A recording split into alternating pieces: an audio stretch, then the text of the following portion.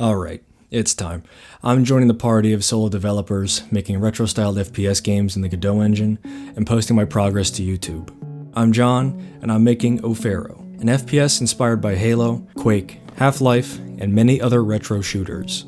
This isn't going to be a boomer shooter with fast movement though. My ultimate goal for this game is for it to be a narrative, story-driven campaign with a more methodical and deliberate pace. Think Halo Combat Evolved versus Quake. In this initial devlog, I'm going to be broadly going over everything I have so far, including the weapon system and gunplay, the basic enemy types, the tools and workflows I'm using, and some of the ways I'm trying to achieve that early 2000s narrative shooter vibe. But first, just a quick background on who I am and my history with the Godot engine.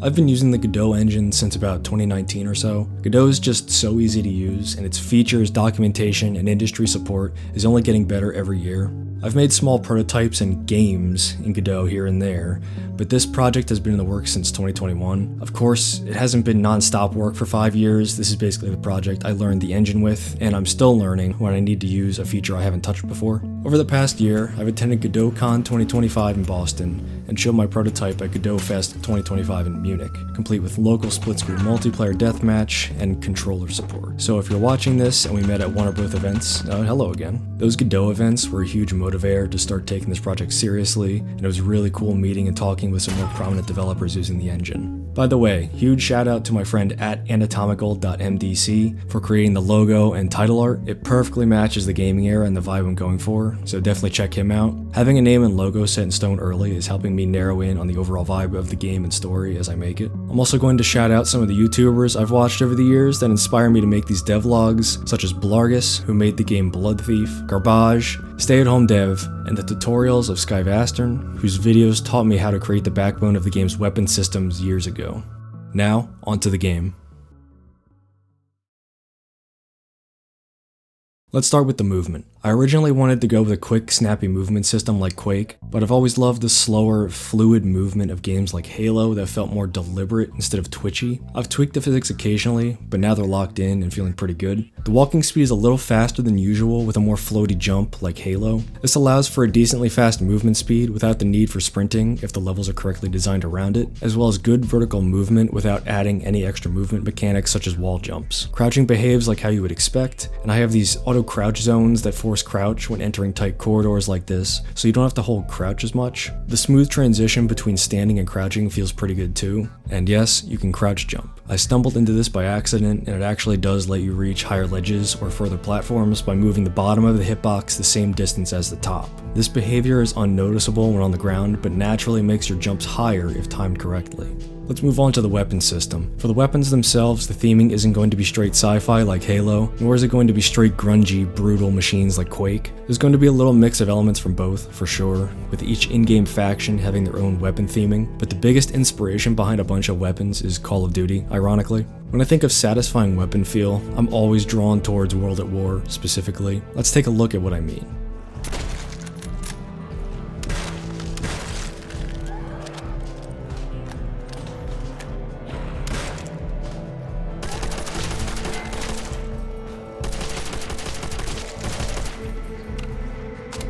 Stuff like that left a huge impression on me back in the 360 days, so now here we have the heavy rifle, the coach gun, and the scout rifle, all part of the civilian defense weapon theming. Simple yet effective weapons that you'll find pretty much everywhere. The scout rifle in particular fills the role of a decent weapon that you'll always find ammo for, similar to the plasma pistol in Halo or the bolt-action rifles in World at War. The assault rifle and pistol are another pair of basic workhorse-type weapons, part of the modern military theming, along with many other weapons, such as pump shotgun, SMG, sniper rifle, rocket launcher, and grenade launcher. The next weapon theming is the main enemy faction, name undecided. The burst rifle is the only conventional firearm in this segment, looking crude and a little gross compared to the other weapons. The scatterbow is probably the most unique weapon I made so far. It's a large crossbow modified to shoot multiple energy beams in a flat arc, acting like a crowd control weapon with some versatility. I'm also planning on adding another energy type weapon to complement the scatterbow in the future, something analogous to the plasma rifle in Halo. And finally, the non-human faction's weapons. These are weapons with more unusual mechanisms compared to the human weapons, although their main inspiration was from Battlefield 1 and its World War I weaponry, so they're actually still quite human. These weapons are made from a material I'm currently calling hardened copper, and have huge metal heat shields in larger proportions for the species that uses them. First, we have the caseless carbine, which was a pretty early design I had. This is a precision weapon that uses a breech loading mechanism that holds a revolving 12-round cylinder containing needle-like caseless rounds. I based the action of the breech from those AT rocket guns from Battlefield 1, and just went from there to make something weird and unique. This is the combustion pistol that shoots mini rockets and took some design inspiration from late 1800s semi-auto pistol designs, and this is the MMG that obviously looks like a World War I machine gun, just fitted with chainsaw grips. So that's 15 weapons, some more polished than others, but all fully functional with their own unique characteristics, their own melee animations, and reload logic.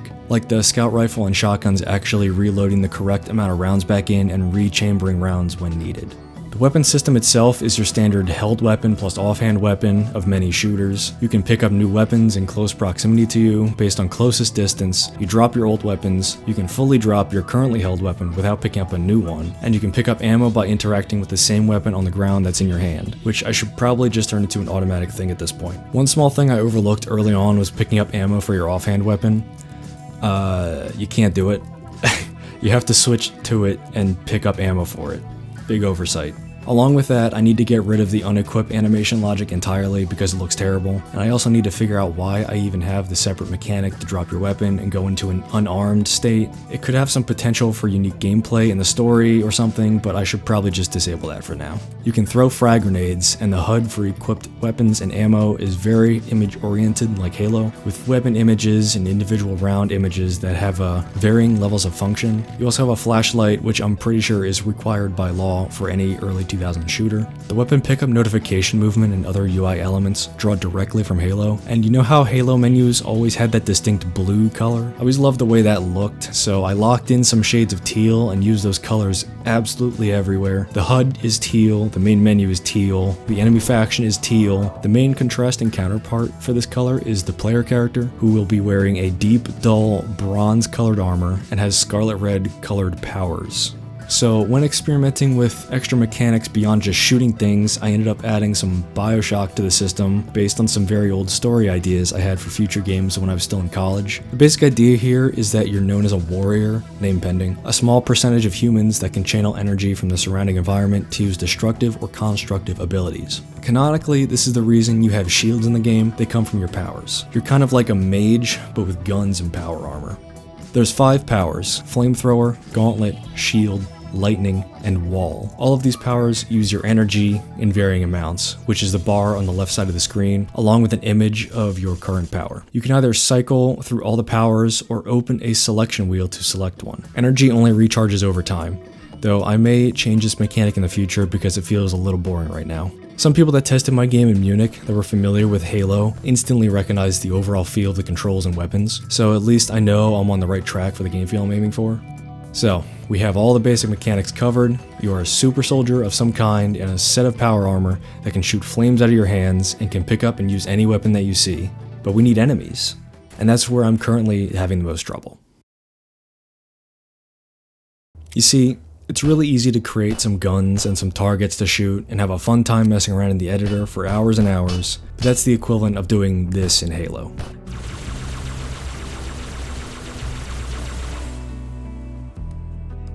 Which is unironically what I used to do in Halo's Forge mode, sometimes late at night. It's the only reason my ejected casings look so damn good. Anyway, at some point in a game dev project, one needs to realize, wait, I need to create a fun game, not just a set of mechanics. So in the case of a good shooter, you ideally want to have a good assortment of enemy types in order to build engaging levels and challenge players on their mastery of the mechanics. The only way to build good levels here is having all of your enemies finalized before even beginning to plot out levels. For more basic realistic shooters like Call of Duty, I think the level design is the biggest challenge because there's less choices in enemy types, relying on challenging the player's situational awareness and accuracy. Generally, the more basic the enemy, the higher amount of them you can throw at the player at once and get away with. something like the zombies from Call of Duty or Halo's Flood. With games like Halo and Quake, which have wildly different enemy types with wildly different body sizes and weapons, the biggest challenge is creating a cast of enemies that can create lots of interesting scenarios when combined in the same area. Also, I should note that most of these enemy models and animations are going to be scrapped in the near future because they're so old and bad, so everything here is going to look a little crusty. I started with a basic zombie-like enemy called a shambler. They were the most basic thing you could possibly make,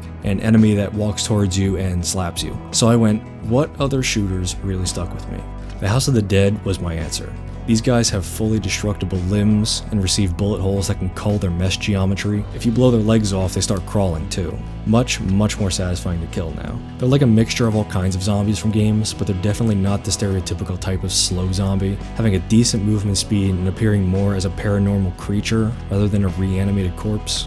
Next, I made floaters. The original idea was going to be one of those biblically accurate angels, because that was a meme for a while, but this could easily be replaced with any other design later. They're just a basic floating enemy that shoots energy projectiles at the player in bursts, with more health than you might think. Adding a floating enemy greatly increases the combat possibilities, potentially forcing the player to look up and away from other enemies that might be more important. The AI logic is just way too complicated for how simple this thing is right now. I have a raycast rotating every physics frame to check for the direction of ceilings it's going to go underneath of. Pathfinding is not free floating, so it's locked to the same navigation mesh as ground-based enemies. Definitely not ideal, but it does the job for now. Now we need a basic enemy that has a gun. So here's a capsule shape shooting a rifle called a gunner. It has basic AI for advancing, fleeing, and shooting with a raycast weapon, and it kinda sucks right now with no model to animate. Someday I'll get to it. Here's the Charging Dominion, which has the most complex AI of the bunch. It fills a similar role to that of the Hunters from Halo, but it's a giant flaming knight that's totally impervious to bullets from the front. This guy basically acts as a gigantic wall, blocking your path and forcing you to always pay attention to where he's guarding. Because if you get too close, he'll charge you, and if you get too far away, he'll walk forward to seek you out. So now the player has a choice. Do you focus on the Charging Dominion to take him down, or do you clear out the weaker enemies first while dodging his attacks? This is really the enemy that makes the player think about their strategy the most. There are two other enemies I have that are nowhere close to being mechanically done. Here's a stationary sniper that tracks you at least a little less well than Halo 2 Jackal snipers, and here's a javelin style missile that's going to be fired from an enemy on the ground that tries to avoid line of sight at all costs. Both enemies that will make wide open areas extremely dangerous. I have a wave-based survival mode on this map called Redoubt. It functions, and it's actually pretty fun. I've heard a lot of game developers say that when you start having fun just playing the prototype you created, you're doing something right. That being said, the main problem right now is the enemies. I can't make a fun level with AI like this, so it's going to be the #1 priority moving forward, because up until this point, I haven't had any realization that I've made a collection of mechanics in service of nothing, really. Just some walking and shooting at the walls and floor. I'm just going to go over all this quickly, but here's the program I use to model the weapons and player model. This is Trench Broom. Yes, I'm using a Quake map editor to create 3D models. It's actually really fun and easy to make weapon models in this, and I haven't looked at any other programs for it. I'm locked into it. My first model was the assault rifle, and compared to later models I made like the coach gun and sniper rifle, I'd say I've gotten a little bit better with using it for this purpose with practice. I then export the map as an OBJ file, import that into Blender to clean up the terrible topology, use armor paint to slap some materials on, then animate it back in Blender with the arms rig, which was also modeled in Trench Broom. For levels and major structures, I'm also using Trench Broom, but I'm using the Funk Godot plugin to directly import those map files into Godot, and they just work. I haven't really harnessed the full power of the Trench Broom to Funk Godot pipeline yet, like using Trench Broom as a dedicated level editor with results showing up instantly back in Godot, but I'll get there with time. For natural terrain, I'm using the Terrain 3D plugin for Godot. This is what I used for this target shooting level, and the results are incredible from very little work. I even changed the scale of the textures to make it look like a lower fidelity shooter from that era that I'm going for, and it looks spot on. So, as you can see, I've avoided using paid software at all costs because why not? That is, until I decide to pull the trigger on this weapon sound effects pack. I'm aiming for my next devlog to be after I've fully overhauled and refactored the enemies. This might take some time and life gets in the way a lot when you're making a game by yourself, but beyond that step, I am aiming to make regular progress updates through these videos, as well as through my socials on Twitter, Blue Sky, and Instagram, which I have down in the description. Additionally, I have a Steam page in the works for whenever I'm ready for public testing and demos. I might also set up a Discord for future feedback and discussions once things become more testable and content-rich. This is going to be a new kind of experience for me, as I've never really put myself out there like this, so hopefully this initial devlog will be the worst one. At least I can practice my speaking into a microphone and listening to my recorded voice skills.